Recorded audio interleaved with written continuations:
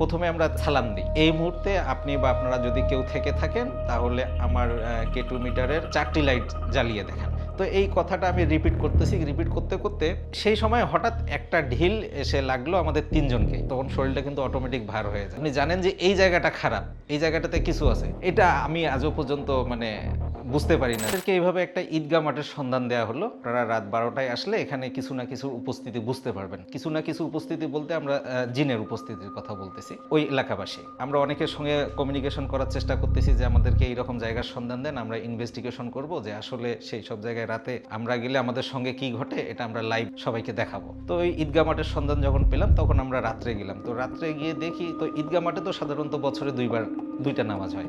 তো ঈদগাহ মাঠটা ছিল একদম নদীর উপরে, হয়তো একদম ভাঙতে ভাঙতে নদীর কাছাকাছি চলে আসছে। আর বাড়িঘর আছে, বাড়িঘরগুলো একটু দূরে। আমরা ঠিক রাত 12টার আগে চলে গেলাম ওই জায়গায়, যাই ওই এলাকার লোকজনের সঙ্গে কথা বললাম। তো বলছে যে আপনারা ঢুকেন, আপনাদের রিস্কে, আমরা কিন্তু কিছু হলে আপনাদেরকে উদ্ধার করতে বা বাঁচাতে আমরা যাব না। আমরা বাসা থেকে রওনা করছি রাত 11:30টায়। 5+ স্টার রেটিং প্রাপ্ত দেশের সর্বোচ্চ বিদ্যুৎ সাশ্রয়ী ও eco friendly Walton AC. Walton air conditioner, smart comfort এখন নেক্সট লেভেলে। কাছাকাছি আর কি। এটা ঈদগাহ মাঠের ভিতরটা একদম শুনশান, একদম চাপা একটা বাতাস, একটা পরিবেশ, শরীর ছমছম করতেছে, গা ভার ভার লাগতেছে। ওই এলাকার লোকজন সবাই জানে যে এই জায়গাটা আসলে রাতে নিরাপদ না, এই কারণে ওখানে কেউ যাইতই না। আর সে কারণে আমাদেরকে আসলে খবরটা দিছে যে আপনারা পারলে ওখানে ঢুকেন রাত। তো ঢুকার পর সাধারণত যেটা হয়, গা ছমছম, এটা নিজের মধ্যেও আতঙ্ক। ইনভেস্টিগেশন যতই আমি করতে গেছি আমারও একটু ভয়ের কাজ করে। ওটার মধ্যে একটা বট গাছ ছিল, আম গাছ ছিল 2টা, আর পাশে একটা নদী। শুনশান, একদম একদম রাত 12টায় একটা জায়গা।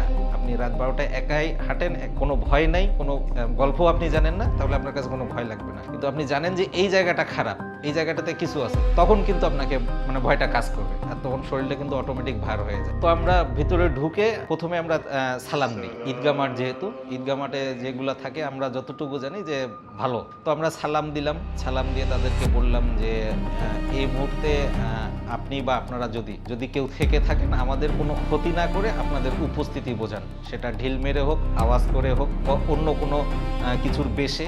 তো এইভাবে প্রায় 20-30 মিনিট পার হওয়ার পর আমরা একটা ঈদগাহ মাঠের এক কর্নারে যখন গেলাম, খুঁজতেছি এই কোণা থেকে ও কোণায় যাচ্ছি।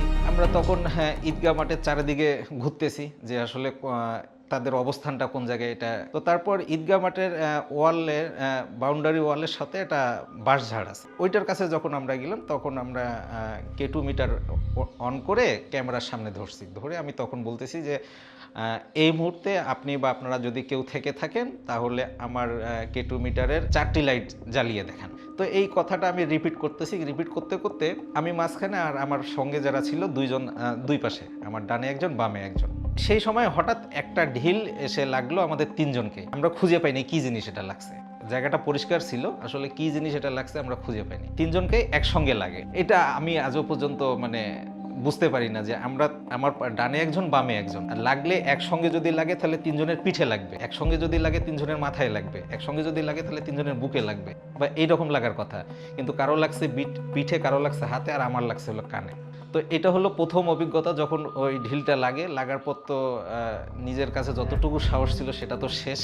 ভয়ে তিনজন তিন দিকে পিঠ লাগাই দিয়ে দাঁড়ায় আছে, এবং দোয়া কালাম অলরেডি পড়া শেষ আমাদের। এটা আমরা ভুল করছিলাম এই কারণে যে তাদের উপস্থিতিটা আমরা আরও বুঝতে পারতাম। যখন আমরা দোয়া কালাম পড়ছি নিজেকে সেভ করার জন্য, তারপর থেকে আর ওই স্পটে আর কিছু হয়নি। এবং সেই স্পট থেকে 40-45 মিনিট আমরা লাইভটা কন্টিনিউ করি। 40-45 মিনিট লাইভটা কন্টিনিউ করার পর আমরা ওই ঈদগাহ মাঠ থেকে বের হয়ে আসার পর আমরা রাস্তা ধরে বাসায় আসলাম। আমার সঙ্গে যিনি কবিরাজ ছিল তার কন্ডিশন ছিল যে তাকে নিয়ে আসতে হবে এবং তাকে বাসায় পৌঁছে দিতে হবে। আর যারা কবিরাজ এই সব বিষয় নিয়ে নাড়াচাড়া করে তাদের একটু সমস্যা আছে, তারা সন্ধ্যার পরে রাত্রে একা বের হলে একটু সমস্যা হয়। তো তার বাসার গেটে যখন আমরা গেলাম, যাওয়ার পর আমরা বলতেছি যে ওনার নাম ছিল আজিজ। তো আজিজ ভাই, আপনার ব্যাগে তো পানির বোতল ছিল, পানির বোতলটা বের করুন তো আমরা পানি খাই। ব্যাগ খুলে দেখি যে পানিটা দিয়ে আমাদেরকে সেভ করবে সেই পানির বোতলটা আছে, খাবার পানির বোতলটা নেই।